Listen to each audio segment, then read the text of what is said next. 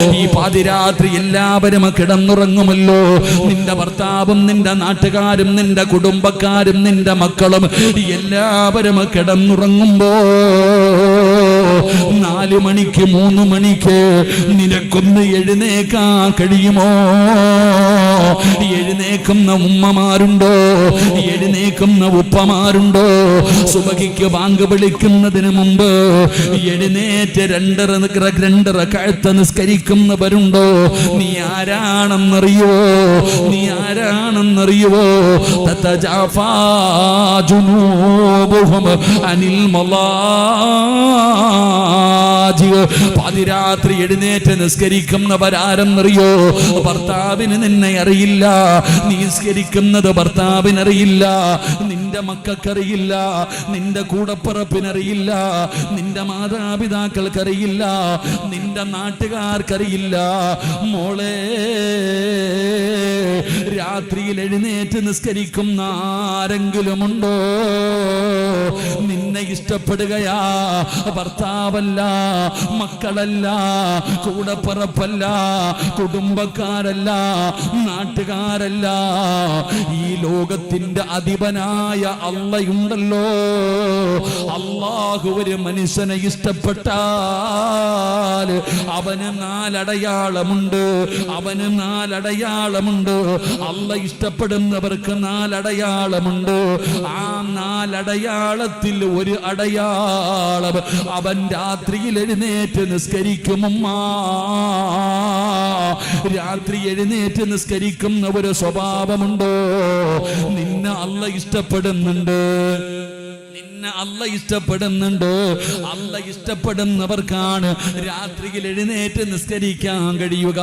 പകല് പള്ളിയിൽ പോകാൻ എല്ലാവരെ കൊണ്ടും പറ്റും.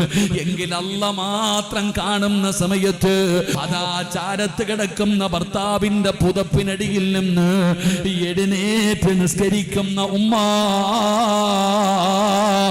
സുന്ദരിയായ ഭാര്യയെ പിടിച്ച് മാറ്റിക്കിടത്തിയിട്ട് അല്ലാഹുവിന്റെ മുമ്പിൽ ചെന്ന് സുജൂദ് ചെയ്യുന്ന ഉപ്പ, അല്ല നിന്നെ മറക്കൂല. അല്ലാഹുവിന് നിന്നെ വല്ലാത്ത ഇഷ്ടമാ. 2 നാളെ പരലോകത്ത് കടന്നു വരുമല്ലോ. അല്ലാഹുവിന്റെ കോടതിയിൽ കടന്നു വരുമ്പോ എല്ലാവരും തലതാട്ടി പിടിച്ചിരിക്കുകയാ, കരയുകയാ, പേടിച്ചു വിറച്ചിട്ട് എല്ലാവരും തലതാഴ്ത്തി നിൽക്കുന്ന ദിവസമുണ്ടല്ലോ സ്വഹാബാ. 2 വിഭാഗത്തിന്റെ തല ഉയർന്നു നിൽക്കുകയാണ്. 2 വിഭാഗത്തിന്റെ തല ഉയർന്നു നിൽക്കുകയാണ്. ആരാണ് നബിയേ? ബലായാ റസൂലല്ലാഹ്, പറഞ്ഞു തരുമോ നബിയേ? പറഞ്ഞു തരുമോ നബിയേ? സ്വഹാബാ, നാളെ അല്ലാഹുവിന്റെ കോടതിയില് തല ഉയർന്നു നിൽക്കുന്ന 2 വിഭാഗത്തിൽ ഒരു വിഭാഗം ആരെന്നറിയോ? 4 മണിക്ക് എഴുന്നേറ്റ് നിസ്കരിച്ച ഉപ്പാ, തഹജ്ജുദ് നിസ്കരിച്ച പെങ്ങള്, നിന്റെ തല ഉയരും മോള്. എല്ലാവരും നിന്നെ കാണുന്ന ദിവസമാണ്. അന്ന് നിനക്ക് ഇസ്സത്താണ്. അന്നാണ് നിനക്ക് പ്രതിഫലമിരിക്കുന്നത്. നിന്റെ തല ഉയർത്തി പിടിച്ചിട്ടാണ് നീ പരലോകത്തുകൂടെ നടന്നു പോകുന്നത്. നീ അല്ലാഹുവിന്റെ മുമ്പിൽ ചെല്ലുമ്പോ തതജാഫാ ജുനൂബുഹും അനിൽ മളാജി വയദ്ഖുലൂന സ്വാലിഹൻ മിൻ ദകരിൻ ഔ ഉൻസാ വഹുവ മുഅ്മിൻ ഫലനുഹിയന്നഹു ഹയാതൻ ത്വയ്യിബാ. എഴുന്നേറ്റ് നിസ്കരിക്കുന്ന ഒരു സ്വഭാവം നിനക്കുണ്ടെങ്കിൽ നിന്നെ അല്ല സ്നേഹിക്കുന്നുണ്ട്. അല്ലാഹു ഭാഗ്യം തരുമാറാകട്ടെ. നാളെ പരലോകത്ത് വരുമ്പോ നിന്റെ തല ഉയർന്നു നിൽക്കും. എല്ലാവരും തല താഴ്ത്തുന്ന ദിവസം. നിനക്ക് ഹിസാബില്ല, സ്വർഗത്തിൽ പോകാം. അല്ലാഹു ഭാഗ്യം തരുമാറാകട്ടെ. 2ാമത്തെ വിഭാഗം പള്ളിയിൽ ബാങ്ക് വിളിക്കുന്ന മുഅദ്ദിൻ. നിങ്ങളുടെ നാട്ടിലെ പള്ളിയിൽ ബാങ്ക് വിളിക്കുന്ന മുഅദ്ദിൻ, ആ മുഅദ്ദിനിന്റെ തലനാളെ ഉയർന്നു നിൽക്കും. ബാങ്ക് വിളിക്കുന്നവൻ ജീവിതത്തിൽ ഒരിക്കലെങ്കിലും ബാങ്ക് വിളിച്ചിട്ടുള്ളവരൊന്ന് കൈപൊക്കിക്കേ. ഒരു മത്സരത്തിനെങ്കിലും അല്ലാഹു ഈമാൻ തരുമാറാകട്ടെ. ഇപ്പൊ പെണ്ണുങ്ങൾ വിചാരിക്കും നമുക്ക് ബാങ്കൊന്നും ഇല്ലല്ലോ അല്ലേ. ഉസ്താദേ ഞങ്ങൾക്ക് ബാങ്കൊന്നുമില്ലല്ലേ? ആരാ പറഞ്ഞ ബാങ്കില്ലെന്ന്? ആരാ പറഞ്ഞ ബാങ്കില്ലെന്ന്? ഉമ്മ, പള്ളിയിൽ നിന്ന് മുഅദ്ദിൻ ബാങ്ക് വിളിക്കുമ്പോ നീ കൂടെ ബാങ്ക് വിളിക്കുമ്പോ മുഅദ്ദിൻ പറയുന്നത് പോലെ നീയും പറ.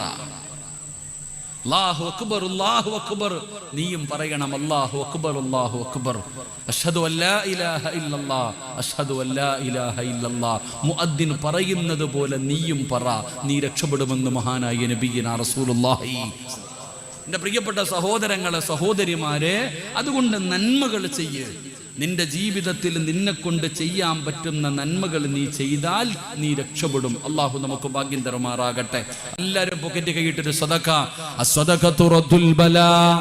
സദഖ വിപത്തുകളെ തട്ടിമാറ്റുമെന്ന് നബി മുഹമ്മദ് മുസ്തഫ സല്ലല്ലാഹു അലൈഹി വസല്ലമ തങ്ങൾ പറയുമ്പോൾ മാരകമായ രോഗങ്ങൾ പടച്ചവനെ ഇന്നത്തെ ദിവസം എനിക്ക് മറക്കാൻ കഴിയില്ല. കാരണം പടച്ചവനെ, ഞാൻ ഇന്ന് ട്രെയിനിൽ വരുമ്പോ അല്ലാഹുവേ, ഞാനിരുന്ന ബോഗിക്കകത്തൊരു ചെറിയ മകനുണ്ടായിരുന്നു. ഒരു ചെറിയ കുട്ടിയുണ്ട്. അവന്റെ തലയ്ക്ക് വല്ലാത്ത വലുപ്പമാ മോളെ. പടച്ചവനെ, വലുപ്പമുള്ള ഒരു തലയുമായി ആ പൊന്നുമകനാ ട്രെയിനിനകത്തിരിക്കുന്നത് കണ്ടപ്പോ എനിക്കെന്റെ പൊന്നുമോനെ ഓർമ്മ വന്നു. വല്ലാത്ത സങ്കടം വന്നു.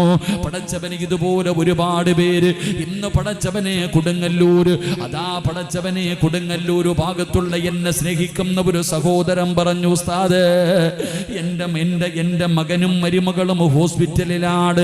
പ്രസവിച്ചിട്ട് 70 ദിവസം കഴിഞ്ഞു. ഇതുവരെ ആ കുഞ്ഞിനെ ഒന്ന് കാണാൻ പറ്റിയില്ല. വല്ലാത്ത പ്രയാസത്തിലാണ്.